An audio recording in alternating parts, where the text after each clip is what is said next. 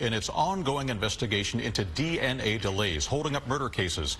And today, Illinois State Police leaders were questioned about DNA backlogs at state crime labs. Our consumer investigator Jason Knowles is here now with those developments down in Springfield. Jason? Alan, families of murder victims have been waiting for DNA to be processed as potential suspects roam the streets. Today, state police told legislators those backlogged murder cases have been drastically cut down. However, lawmakers say more needs to be done. We know that there's a lot of DNA evidence that's not being analyzed, and as a result, we walk among murderers. State Senator Patricia Van Pelt and other legislators holding the Illinois State Police and its crime lab accountable for DNA delays. The challenge essentially has been that for every one DNA assignment completed, 1.2 are created. Today, the director of the ISP talked about the skyrocketing number of DNA cases coming into the labs as the state tries to catch up. The backlog went down 16% last year. So things are finally going the right way.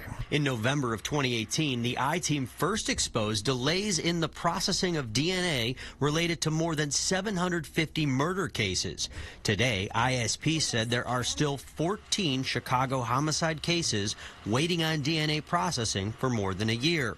Following our first investigation, there were other hearings. The state made sweeping workflow changes at the labs and promised to add more forensic scientists. 22 forensic scientists hired last year are completing training now, and 24 additional are being trained this year. But ISP admits a full staff would be 320, and right now there are only 259. Our goal is across the state a 6-month turnaround time on all of our biology cases. Van Pelt said that goal should be 6 weeks, not 6 months. We don't know if the person that is killing the different people around us is someone who's walking around who's killed people in the last 4 or 5 years. Family members of victims also demanded more action. The young man he's locked up, but he's not charged with a murder due to no DNA.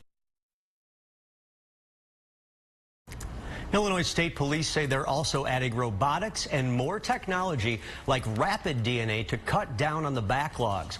Rapid DNA can have a turnaround in as little as a few hours. However, there are limitations as to when rapid DNA can be used. This cannot be used in every single case. All right, it still shows signs of progress. Yes, and we'll keep following it up. That hearing in Springfield today, another scheduled in a few months. All right, thanks so much, Jason.